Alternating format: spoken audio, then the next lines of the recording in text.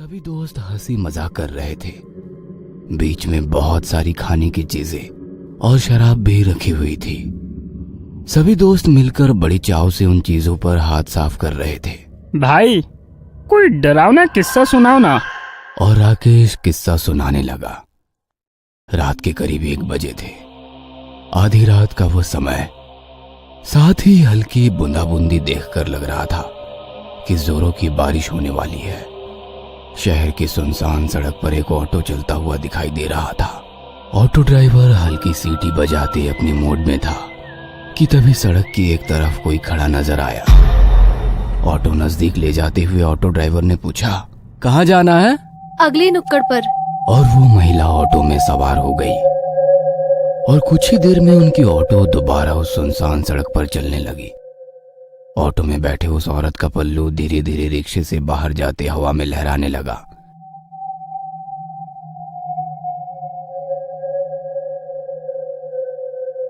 Madam जी, आप कहीं job करती हैं क्या? नहीं तो क्यों? मतलब आप इतनी रात को इस सड़क पर खड़ी थी, इसलिए पूछा। वैसे आपको जाना कहाँ है? आगे नुक्कड़ पर जो पीला बंगला है ना, मैं वहीं रहती हूँ।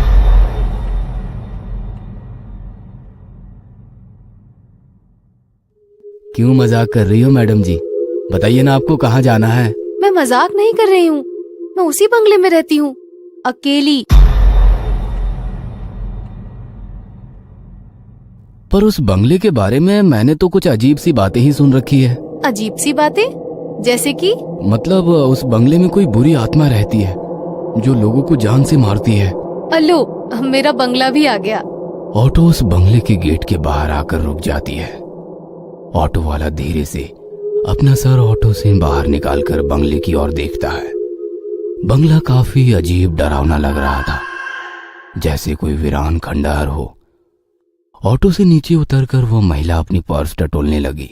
भैया 2 मिनट रुको, मैं पैसे लेकर आती हूँ। इतना कहकर वो औरत गेट खोलकर बंगले के भीतर चली गई। ऑटो ड्राइवर के पास रुकने के अलावा कोई चारा ना था। वो डरा सहमा सा उस बंगले को निहार रहा था। मैडम के बंगले के अंदर जाते ही लाइट शुरू हो गई और कुछ सेकंड बाद दूसरे मंजिल की लाइट भी शुरू हो गई। उस औरत ने खिड़की का पर्दा सरकाया और ऑटो वाले से कहा, भैया 500 का छुट्टा है ना? उसकी आवाज सुनकर ऑटो ड्राइवर ने कहा, जी हाँ मैडम जी, छुट्टा है मेरे पास। इतना कहकर ऑटो ड्राइवर अपने पॉकेट में से छुट्टे पैसे निकालकर गिनने लगा कि तभी उस औरत का हाथ उसके सामने आ गया, जिसमें 500 रुपए थे। हाथ पूरी तरह से सफेद पड़ चुका था। ऑटो वाले ने उस औरत की तरफ देखा और उसकी जुबान जैसे हलक में अटक गई, क्योंकि वो औरत अभी भी बंगले के भीतर खिड़की में खड़ी थी।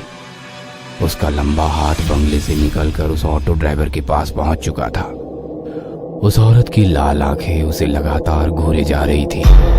उसका डरावना रूप देखकर ऑटो ड्राइवर ने झट से ऑटो स्टार्ट की और बिना पीछे मुड़े तेजी से निकल गया। अरे फिर उस ऑटो ड्राइवर का क्या हुआ? क्या होना था? ऐसा खौफनाक दृश्य देखकर अगले 8 दिन तक बुखार से घर के बिस्तर पर पड़ा रहा। ये घटना बचपन से सुनता आया हूँ, कोई नया किस्सा सुनाओ यार। यार फिर भी ये काफी डरावनी घटना थी। विजू ने कहा, और कोई डरावना किस्सा बताओ ना। इस अंधेरी रात में डरावने किस्से सुनने में बड़ा मजा आता है। ठीक है तो सुनो। एक लड़की रोज सुबह जल्दी उठकर गांव के इकलौते कुएं में पानी भरने के लिए जाती थी। सूरज निकलने के बाद भीड़ होने के कारण वो सूरज निकलने से पहले ही कुएं में पानी भरने के लिए पहुंच जाती। उस दिन भी वो सवेरे सवेरे कुएं पर पानी भरने के लिए पहुंची। अभी भी काफी रात थी। कुआं गांव से थोड़ा दूर होने के कारण एक कच्ची सड़क से जाना पड़ता था। लड़की कुएं के पास पहुंची और बाल्टी कुएं में गिरा दी। कुएं से एक बाल्टी पानी निकालकर वो अपने बर्तन धोने लगी। रात के सन्नाटे में उसकी चूड़ियों की खनक साफ साफ सुनाई दे रही थी। पूनम का चांद अभी पश्चिम दिशा की ओर झुक रहा था। आसमान भी साफ होने के कारण काफी अच्छी रोशनी बिखरी हुई थी। वह लड़की अपने काम में मशगूल थी। बर्तन धोते वक्त एक चूड़ी टूट गई और उसके हाथ में जा घुसी। पर उस लड़की ने हाथ से बहते हुए खून पर ध्यान नहीं दिया। उसने बाल्टी दोबारा से कुएं में डाली और धीरे धीरे ऊपर खींचने लगी। तभी उस सुनसान गहरे सन्नाटे से उसे एक अजीब सी आवाज सुनाई दी। काफी स्वादिष्ट है। उस पल की आवाज ने उस लड़की का ध्यान अपनी तरफ आकर्षित कर लिया। वो कुछ सेकंड वैसे ही चुपचाप खड़ी रही। आवाज की दिशा समझ में नहीं आ रही थी, पर आवाज बिल्कुल साफ साफ सुनाई दे रही थी और दोबारा वही आवाज उसके कानों में गूंज उठी।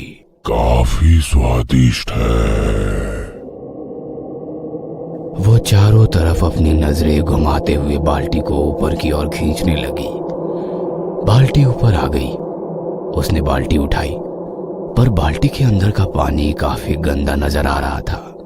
उसने धीरे से बाल्टी के पानी में हाथ डाला।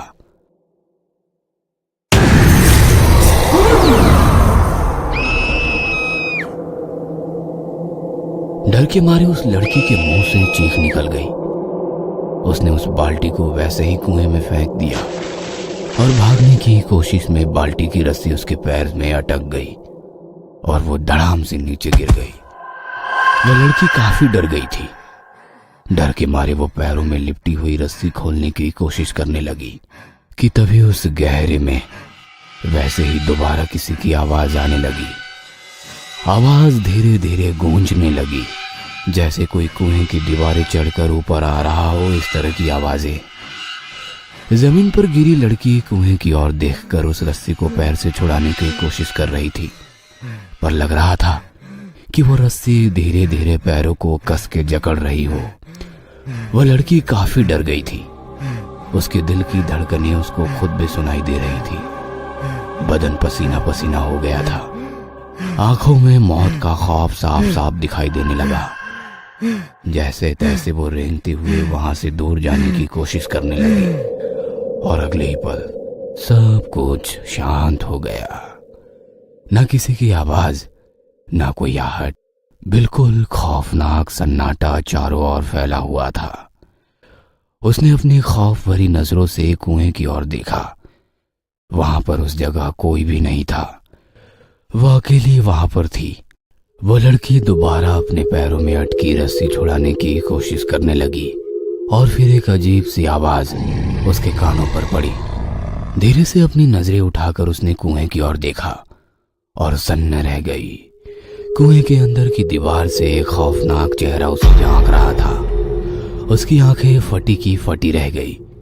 वह कुछ समझ पाती इससे पहले ही किसी ने उसके पैर में बंधी हुई रस्सी को कुएं के अंदर खींच लिया और वो लड़की कुएं के उस गहरे पानी के अंदर समा गई। यार, ये तो काफी डरावनी घटना थी। फिर उस लड़की का क्या हुआ? और क्या होता, 3 दिन बाद उसकी लाश कुएं के पानी के ऊपर तैरती नजर आई। यार चलो एक और किस्सा सुनाओ, मजा आ रहा है।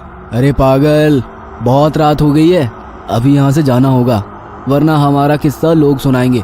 वैसे भी ये काफी डरावनी जगह है और इस जगह के बारे में भी बहुत सारे किस्से मशहूर है। हाँ पता है, इस तालाब के भीतर एक आत्मा है। जो लोग पानी में तैरने के लिए आते हैं उन्हें पानी के अंदर खींच लेती है। अबे बकवास बंद करो, ये सब मनगढ़ंत कहानियां हैं। मैं कई बार यहाँ तैरने के लिए आया हूँ, मुझे तो कभी ऐसा महसूस नहीं हुआ। ऐसा कहकर वो उठकर खड़ा हो गया और पानी से भरे तालाब की ओर देखकर चिल्लाने लगा। ए पानी वाले भूत, चल निकल बाहर, मैं तुझसे नहीं डरता। देखा, कोई भूत भूत नहीं है, खाली वहम है यार। इतना कहकर वो पीछे मुड़ा और वहीं बेहोश हो गया। अगले दिन अस्पताल के बेड पर वो बेहोशी की हालत में पड़ा था। उसके पास माँ और पिताजी गुमसुम से बैठे थे कि तभी उसे होश आ गया। पास खड़े डॉक्टर ने पूछा, अब कैसी है तबीयत? ठीक हूँ डॉक्टर साहब। वैसे हुआ क्या था? चारों की काफी गहरी दोस्ती थी। महीने में एक बार वे खाना पकाकर मस्ती करने उस तालाब के पास जाते थे। 2 महीने पहले भी वह तालाब के पास पहुंचे। हमारा राकेश उस दिन थोड़ी देर से पहुंचा, पर वहां पहुंचने के बाद देखा तो तालाब के पास उसके दोस्तों का सारा खाने का सामान बिखरा पड़ा था। उसने सबको फोन किया पर किसी का भी फोन नहीं लग रहा था। वो परेशान होकर घर वापस आया और उसके दोस्त? सभी की लाशें 2 दिन बाद पानी में तैरती मिली। पुलिस कहती है एक दूसरे को बचाते वक्त सभी डूब गए, पर कहते हैं कि तालाब के अंदर के पिशाच ने सबको निगल लिया। मेरा बेटा महीने में 1 बार खाना बनाकर तालाब के किनारे अपने दोस्तों को मिलने जाता है। उसका मानना है कि वे सब आज भी जिंदा हैं। पता नहीं ये सब कब खत्म होगा। और नम आंखों से उसने अपने बेटे की तरफ देखा।